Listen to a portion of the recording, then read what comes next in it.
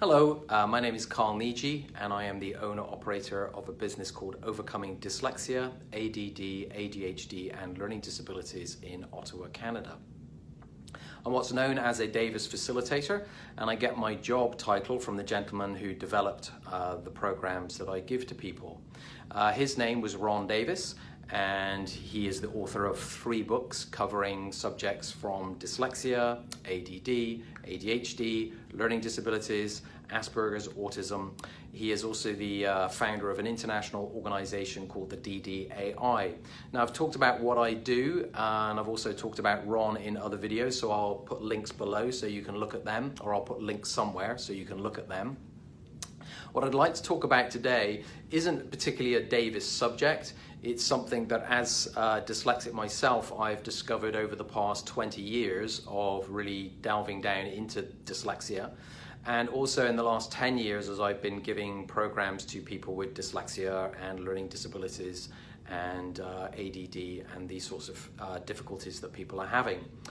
What I've realized from talking to clients and talking to parents of clients is there's a great deal of confusion around technical terms and also all of the symptoms that seem to manifest depending on what technically somebody's been diagnosed with. This gets even more confusing when parents get a psych ed assessment, as it's called in Canada.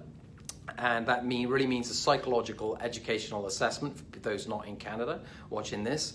And most parents have one of these done for a child who is beginning to have difficulties with reading, writing, focusing, executive functions. And there's lots of symptoms that somebody could begin to display, which makes somebody think, well, maybe I should have this person tested for a learning disability. Well, as somebody gets that psych ed assessment back and they start delving down deep into what all of this psychological educational assessment actually means, there's a lot of confusion arises because the names are very technical, they're very cold very often, they're very clinical, so that can also be quite frightening and scary for people. And what I've found is as people delve in deeper, there seems to be a layer of frustration that comes from all of this, just an overwhelm of information. So what I've been doing, probably for the last 8 years, is simplifying it for people, mainly because of what I've discovered from my own dyslexia and as a Davis facilitator. And as I said before, this isn't particularly a Davis thing, what I'm going to present, but I don't think anybody would actually disagree on Davis. So I'm going to delve in. So what we've got here, as I've done a drawing of a little smiley face, and this person represents somebody who is dyslexic. I've also got the name Symptoms over here, and I draw this for a lot of my clients and a lot of parents. So in order to really understand what Ron is saying and also what is going on with learning disabilities, we do have to really dive in deep to Ron's ideas. So Ron says that all of the symptoms of dyslexia, are actually the symptoms of somebody who's become disoriented. I've done a whole video on that, but let's take a look at this word dyslexia, because I always found this really interesting, that when I went to specialists before I did Davis, and I'd say, well, am I dyslexic, am I not dyslexic, and eventually I got a yes, you are. I used to ask people, what does the word dyslexia mean? And what they would do is really quickly just jump straight over to symptoms and say, well, it means a person that has difficulty reading, they have difficulty spelling, they might have letter reversal. So they have all these different symptoms over here, and we call those symptoms dyslexia. Okay, but that's not what the word means. The word itself, dyslexia, is actually 2 words put together. They're Latin, and the first bit, dys, the dys, is a prefix. And the reason I'm going to explain this is when you do explain what the word means, you go, that makes a lot of sense. So, dyslexia, the dys bit is a prefix. It means 4 things, only 2 of them apply here. And the dys here means difficulty or impaired. The lexia comes from lexicon. Lexicon means language, and lexia means difficulty or impaired with the written and spoken word. And I like to add to that in all of its forms. And there's a reason for that will become apparent later on. So a person like myself who is dyslexic, they're a person that has difficulty with the written and spoken word in many forms. Now, the word dyslexia, before the problem of dyslexia was called dyslexia, is actually called word blindness. And a gentleman called Gustav Berlin in 1887 renamed that as dyslexia. Word blindness isn't particularly a good name for what dyslexia is, but the word difficulty or impaired with the written and spoken word in many forms actually is. So that's all the word means. It's not big, it's not scary. And if you tell most dyslexics, when I was told that, I thought, well, yeah, okay, tell me something I don't know. What I'd like to know is, how do I fix that? How can I clear up as many of these symptoms as possible? Because I knew what I couldn't do. What I wanted to be able to do was to be able to do it. I wanted to be able to read a book simply and easily. So if you talk to the common person in the street and say, excuse me, do you know what the word dyslexia is? The average person in the street would say, well, it's something to do with language and difficulty in school. Do you reverse your B's and D's? You have difficulty reading, maybe difficulty spelling. So again, people go straight to symptoms. So, but that's not what a learning disability or what dyslexia is. So we have to go back a very, very long way to Gustav in 1887, which is give or take a Wednesday, about 133 years ago. Mr. Berlin thought to himself, well, this word blindness is not a good name. We've got to rename it dyslexia, and let's look at some of the symptoms of people that have dyslexia. They find it difficult to read. They find it difficult to pronounce words. They find difficulty spelling words. They could be anything from completely illiterate to semi-literate to looking like they're almost functioning literate, but very difficult to remember what they're reading. So the symptoms of dyslexia can be very, very varied and very wide. So what began to happen is people were studying dyslexia and other difficulties that people were having. And we are talking about 133 years ago when this word was first coined or invented. So then people, as they were studying people with dyslexia, they noticed that somebody came along and said, hey, Mr. Berlin, I've noticed that I've got a dyslexic chap, but he's also got some problems with his handwriting. This little guy has difficulty with, there's a little person. This little guy has difficulty with the shapes of the letters. He can't make them easily. They go uphill, they go downhill, they start big and go small. Sometimes they use capitals sprinkled in with lowercase, and they're having really difficult understanding just how to make the shapes of the letters. So someone thought to themselves, well, I don't know who it was, but someone thought to themselves, well, we've got this word dyslexia, and this new person has some dyslexia symptoms, but they've also got this other thing going on with their handwriting. So what we're going to do is we are going to segment that person off, and we are going to look at this and invent a new name to describe this person's symptoms. So the symptoms of this person, they may have difficulty making the shapes, they could have difficulty just writing in general, there may be spelling issues, maybe a whole group of symptoms that we are now going to call a different name, because dyslexia doesn't quite fit. So what can we call it? Well, they're having difficulty with making the shapes of the letters. So we call letters graphics. The word they went back to graphia, meaning graphics. That's Latin for graphics. Put the dys in front of it. So now you have the term dysgraphia, which is also part of dyslexia. Many people who are dyslexic also have dysgraphia, but not all. So then somebody else was studying this again and say, oops, well, I've got another group of people. I've got several people over here, and these people over here are having problems with understanding the concepts that are in maths. They don't know any math facts. They don't know the times tables. They have difficulty proving their work. They can do it in their head, but they can't show it on paper. And the concepts of maths they have difficulty doing. So we're going to section this group of people off. Now, some of these people have dyslexic symptoms and some of them don't. Oh, well, that's confusing, isn't it? So what are we going to do with this group of people? Because we can't call them dyslexic because they're not reversing letters, they're reversing numbers. So somebody came up with the idea of calling it dyscalculia. Calcula, coming from calculus, meaning Latin for calculating, basically, and put the dys in front of it, and now you have difficulty or impaired with calculating, so difficult with arithmetic and mathematics. So we have another word. And another group of symptoms over here that we're now going to call dyscalculia. This has been divided up and divided up Somebody came along and said, well, that's great, I've got this other person and they've got a problem with, they can't tell left from right. And they're very discombobulated. We used to call this Clumsy Kid Syndrome. Not a very nice name, that doesn't work very well. What can we call that? So they're having problems with their movement and their balance and how they catch balls and throw balls. So we're going to call this dyspraxia. Now praxia means action or movement. In Latin, difficulty impaired. Oops, we got another one, fantastic. So we've sectioned this group of people off with dyspraxia. Now, if dyspraxia gets really, really bad, we call it apraxia. So we've got a smaller group of people who are apraxic. Ooh, that's interesting. And it just keeps on going. Now we've got up to 70 plus names that can be diagnosed, that somebody could be diagnosed with. People came along and said, well, I've got somebody else and they've got ADD.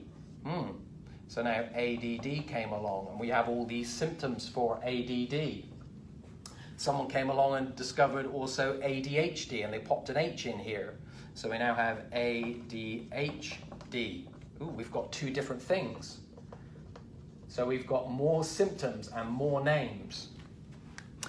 Now, depending on when you start looking at this and you start reducing it down, what you realize is that people have different symptoms through their senses. So if somebody is having difficulty with their eyesight, if somebody's eye, they can have difficulty with their sense of sight.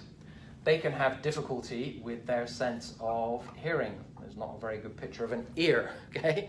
They can also have difficulty with their sense of balance and movement. So we'll do a wobbly person here for their movement and balance. And I would also include that speech, because speech is movement. They also have problems with their internal sense of time.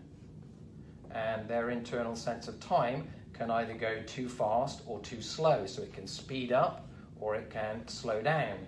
Now, this is what the ADHD represents. If somebody is hyperactive, because ADD means attention deficit hyperactivity disorder or hypoactivity disorder. So if somebody is hyper, their internal sense of time is speeding up, they're going faster, and they look like they're going faster to everybody else. So they get all kinds of acronyms and names attached to them for being hyperactive. If somebody goes hypoactive, so their internal sense of time begins to slow down, then they look like they have all kinds of developmental delay. If it gets very bad, they will not have a label of ADHD. They will start getting, yet another label of developmental delay. So we have more and more symptoms that pile up as specialists, psychologists, psychiatrists are studying this term dyslexia. They're breaking it down into smaller and smaller parts so they can understand the whole. So I once had a parent say to me, well, why on earth is this going on? What's happening here? Well, this really has to do with the way we do science and the way the West has developed science. So if we take a science like chemistry, and chemistry is actually a very good example. In chemistry, what we've done is we have broken things down into the periodic table. So you can look at all the gases and elements in the world and you can break them down to their smallest parts, and then so you can put them back together. So a good example of this is water. So water is made up of oxygen and hydrogen. You can break water down into hydrogen and oxygen and you can put those two gases back together, and you can do that all day and it will always come out as water and it will always break down into hydrogen and oxygen. So hydrogen and oxygen go on the periodic table, and now chemists know how that works and chemistry know how that works, and this is the foundation of science. So what medicine is trying to do, if you like, not to be glib, but they are trying to make a periodic table of what people are calling learning disabilities. Now, learning disability is also a general term that has replaced many of these different terms, and that's really to do, I think, with a certain, it's just easy, so it's sort of a lazy catch-all term. But also, learning disability in Canada, anyway, is also another one of these LDs that can be broken off. So you can have learning disability type 1, type 2. So what's really happened for the last 133 years since Gustav Berlin named dyslexia, what's happened is as people have been studying this, they've just been breaking it down into smaller and smaller parts so they can understand the whole. And that's really what we do with science. Now, that works beautifully with the periodic table. It works absolutely fantastic with gases and elements, but it doesn't work so well with conditions of our mind. And to really understand this, you have to take it out of context to truly understand this.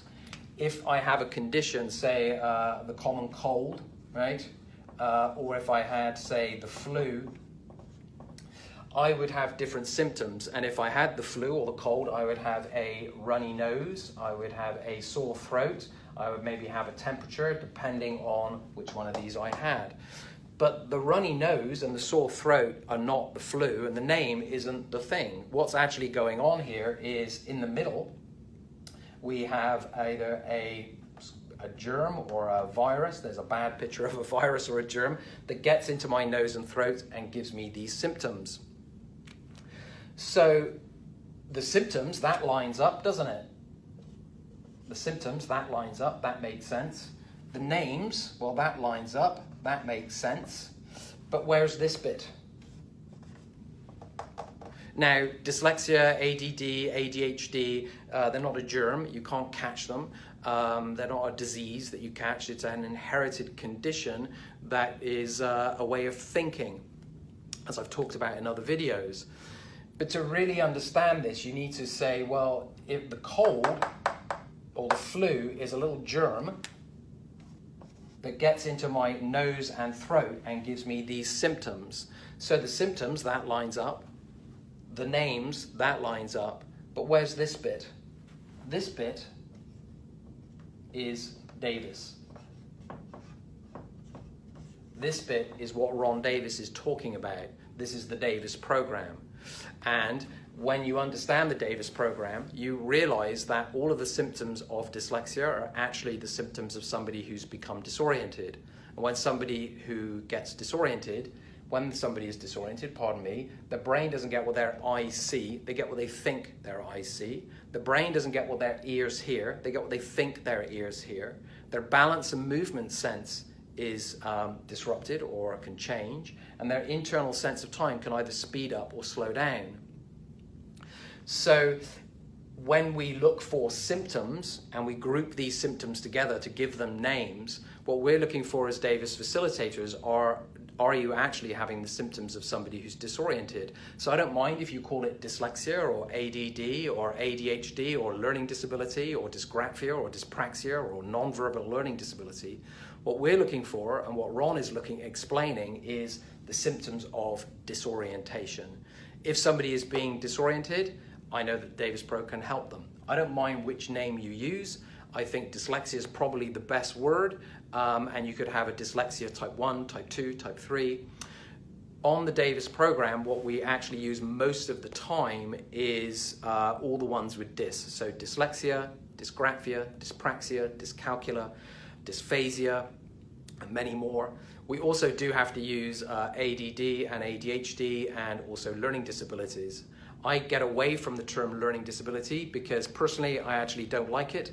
I also think it's somewhat offensive. When you really understand what's going on, you start saying, yeah, that's actually a little bit rude way of describing somebody. And I've met a lot of children who are disturbed by being called that name, and it really is name calling in a certain sense. I know people are really going to disagree with me on that one, but when you really begin to look down and really begin to drill down on Ron's ideas, what is actually going on, and once you understand that this, in the big picture, what is causing learning disabilities, you suddenly realize that learning disability actually isn't the best name for it, and the words with dys in front of them are much better.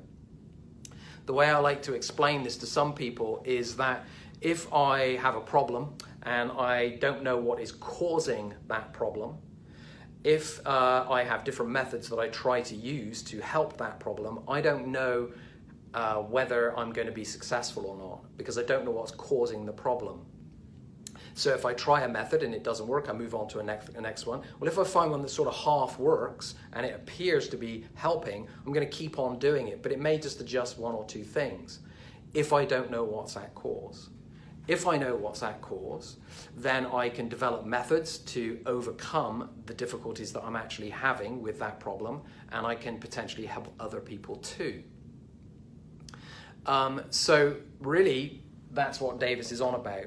I believe that Ron Davis has discovered the root cause of learning disabilities and dyslexia, as I like to call it, and dysgraphia, and dyspraxia, and he developed programs that help people really get down to the root cause and overcome it. Now, what happens for a lot of people when they start looking at Davis videos and they start listening to facilitators, they go, I don't know. And unfortunately, that's the correct answer. If you are applying something again and again and again, and you're not getting the movement that is needed for that person, then what you're doing truly isn't working very well. And we need to rethink our approach. We need to step out of this paradigm, which is actually a little bit crazy making, because what happens is people go from symptoms and then they go to names, and then they go from names to symptoms, and they go round and round and round and round they go, and it's kind of crazy making. The Davis material cuts through that and says, well, we don't really mind what you call it, but dyslexia seems to be the best word, and we have something that is truly helpful, and it is different. And I think as dyslexic people ourselves, we have to lean into that uncomfortable space and say, okay, well, what is it that I can't do? And I would like to be able to do it. And as parents, I think parents, if your child has got to, I would say, 8 years old, and the methods that are being proposed to you in an educational environment, depending on what culture you're in and what country you're in, and they're truly not working, then you need to rethink it. You need to do something different. And I believe Davis is that difference. So this is rather quick. It's rather simplified, because when you start really digging down into terminology, it gets very complicated. And there's endless videos you can watch online about all the different symptoms of each individual learning disability or learning problem. And I just didn't want to do that today. I wanted to give people an overview of really the history and a little bit of what is going on as well. So please go and watch the other videos. I think you'll find they're very helpful. I think that's it. Other than if you've liked this video, please like, share, subscribe. If you want to find out more and whether you actually do fit this dyslexia idea and whether you have dyslexia, you can also go to my website, which is overcomingdyslexia.ca. If you're looking for a facilitator somewhere in your neighborhood or somewhere in your city, then you can go to dyslexia.com. That's the main Davis website, and all Davis facilitators are listed through that organization, and through that website you'll be able to find any facilitator anywhere in the world. If you're interested in Davis Autism, then there's also a link below for Davis Autism, and I've also put Ron's books down there as well. So please like, share and subscribe, and feel free to contact me. Bye for now.